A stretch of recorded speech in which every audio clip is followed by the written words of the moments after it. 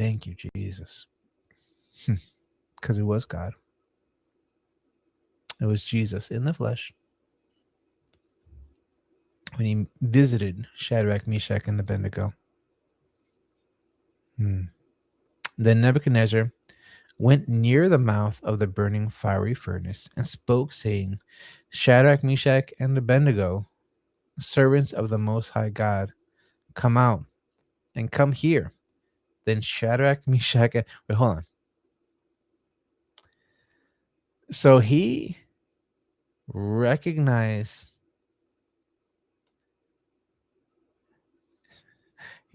that the God that they serve is now all of a sudden the Most High God again.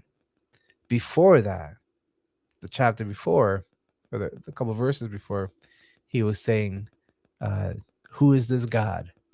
Right? So all of a sudden he remembers, right?